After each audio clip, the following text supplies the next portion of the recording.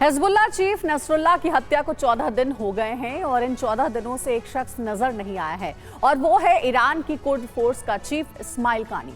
पहले खबर आई कि इजराइल के हमले में इस्माइल कानी भी खत्म हो चुका है, लेकिन अब रिपोर्ट आई है कि कानी जिंदा है और अपने देश ईरान में ही नजरबंद कर दिया गया है। इजरायली इंटेलिजेंस को शक है कि कानी ने मोसाद के लिए जासूसी की, इसकी वजह से ही इजराइल नसरुल्लाह को खत्म करने में कामयाब हो गया। क्या हिजबुल्लाह चीफ नसरुल्लाह की हत्या ईरान के कुद्स फोर्स के चीफ इस्माइल कानी ने करवाई?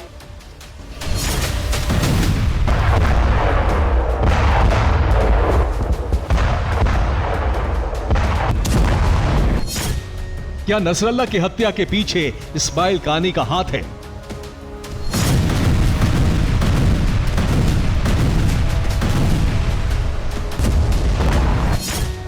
क्या इस्माइल कानी मोसाद का एजेंट है?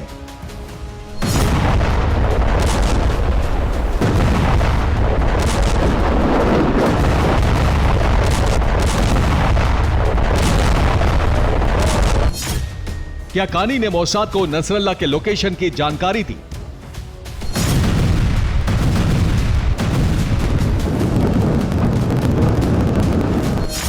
ये तमाम बड़े सवाल तब उठ खड़े हुए जब नसरुल्लाह की हत्या की जांच हुई और इसकी आंच ईरान के कुद्स फोर्स के चीफ इस्माइल कानी तक पहुंच गई। नसरुल्लाह की हत्या हुई तो ईरान ने सबसे पहले इस्माइल कानी को गिरफ्तार कर लिया। सवाल यही है कि आखिर क्यों? इस्माइल कानी पर नसरुल्लाह की हत्या करवाने का शक क्यों है? इजराइल कानी जांच पड़ताल और पूछताछ के ईरानी भंवर में क्यों फंस गए हैं? इन सवालों का जवाब हमें तब मिलेगा जब हम पूरे मामले को सिलसिलेवार तरीके से समझेंगे।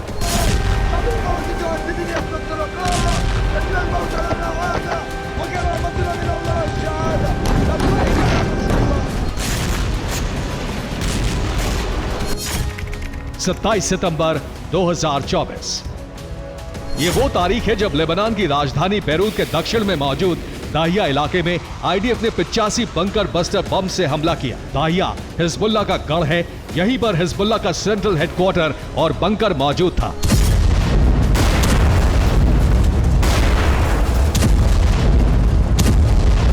इजराइल ने 27 सितंबर को जिस वक्त हिजबुल्लाह के सेंट्रल हेडक्वार्टर पर 85 बंकर बस्टर बम गिराए, उस वक्त वहां हिजबुल्लाह चीफ हसन नसरुल्लाह अपने कमांडर्स के साथ सीक्रेट मीटिंग कर रहा था।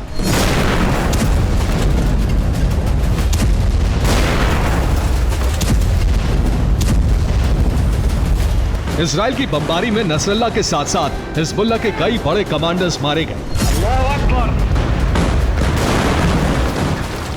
नसरुल्लाह की मौत के बाद से ही ईरान के कुद्स फोर्स के चीफ इस्माइल कानी नजर नहीं आए हैं। ऐसा इसलिए क्योंकि नसरुल्लाह की मौत के तुरंत बाद ही ईरान ने उन्हें नजरबंद कर लिया।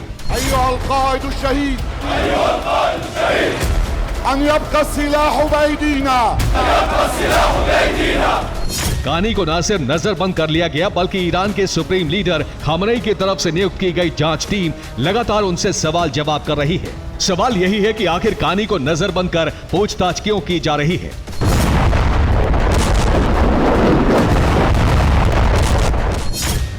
जवाब कुछ यूं है। जब नसरुल्लाह मारा गया तब इस्माइल कानी उनसे मिलने लेबनान की राजधानी बैरूत पहुंचे थे। 27 सितंबर को नसरुल्लाह अपने हेडक्वार्टर में जो मीटिंग कर रहा था उसमें कानी को भी शामिल होना था। जिस जगह पर और जिस वक्त नसरुल्लाह पर स्ट्राइक हुई वहां उस वक्त कानी को भी होना था, लेकिन इस्माइल कानी उस मीटिंग में नहीं पहुंचे।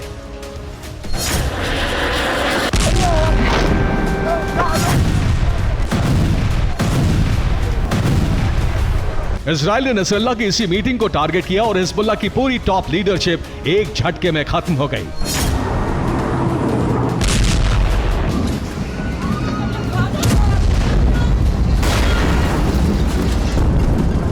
इसलिए अब सवाल उठ रहे हैं कि क्या कानी को इजराइल के हमले की जानकारी पहले से ही थी? क्या इसीलिए वो स्ट्राइक वाली जगह पर नहीं गए? उससे बड़ा सवाल यह है कि क्या इजराइल को नसरुल्लाह की जानकारी इस्माइल कानी ने ही दी?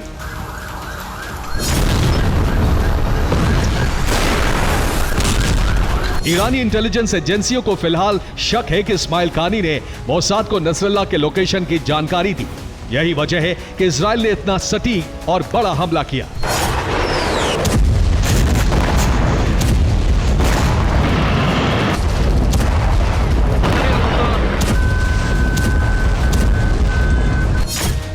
रिपोर्ट्स के मुताबिक तेहरान में इस्माइल कानी से न सिर्फ पूछताछ हो रही है, बल्कि सच उगलवाने के लिए उन्हें टॉर्चर भी किया जा रहा है।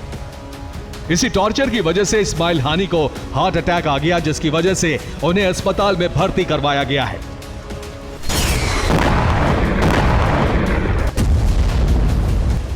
फिलहाल नसरल्ला की हत्या के पीछे इस्माइल कानी का हाथ था या नहीं, इसका अंतिम सच अब तक सामने नहीं आया है। लेकिन अगर कानी कसूरवार पाए गए तो माना जा रहा है कि उनके लिए मृत्युदंड तय है। Bureau report, TV9, Bharatvarsh.